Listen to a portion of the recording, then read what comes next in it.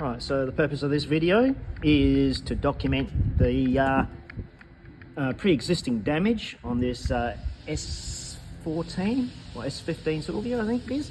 Anyhow, we can see that there is cracked paint.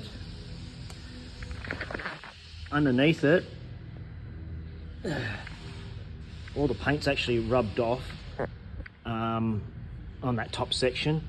Then on the inner part there is plenty of damage all along there. Then we need to point out that there's also dents here, most that you're not going to see on the camera, but there are actually quite a lot of dents which again we can't see on video, but there's quite a few there. Now also with these S15s or even S13s, when we got to push pretty hard, what happens is, see this panel here, there's really nothing behind there in terms of reinforcement, so they're really soft and they actually move quite easily. They're really soft, so what happens is as you're pulling and forcing this hard out that way, this is weak and it wants to give in, so sometimes you get the lower point here. Most people don't know, but there is also a small dent here from factory. You got to get at the right angle, but it's already there, and then by rolling the guards it just makes it a little bit more noticeable if you knew it was there, but you got to look for it. But anyhow, we got to pump this severely, so we need to document pre-existing damage, and hopefully it doesn't get any worse. It has been resprayed. There is dirt in the paint here, so we are expecting, you know, it may not be the best paintwork to work with. You can see, like, look at this dodgy blend here, but yeah, so just because things are damaged doesn't mean it's the roller's fault. It's just that we can only do what we're working with. Right, so this is now pumped. As you can clearly see, it's like that now. It's the actual pump actually starts from up there, tapers down. So it's a massive pump. It also goes down to about here. Did have problems with the toe. The toe in is way too much.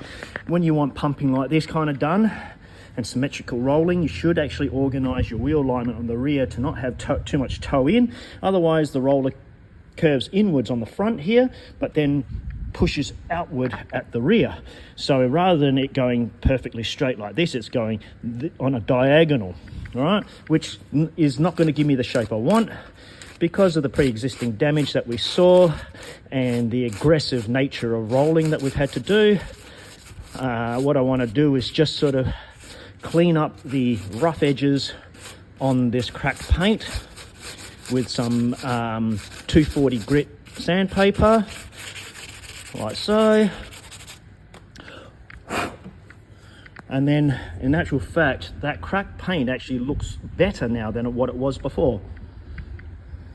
So we're about to start the other side. I did notice that, look, you guys won't understand what I'm talking about. I know panel beaters and spray painters are going to know, but that radius there and the last centimeter from there to down that radius is not the right angle.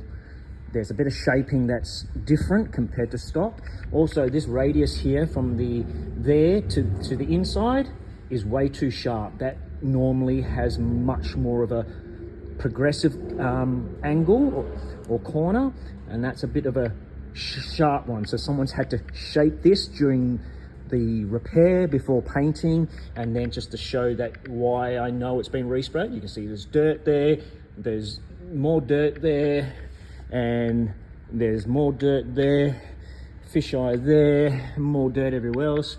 Then when you look into the, if you can get the right, when it focuses, you can see the texture in that light there.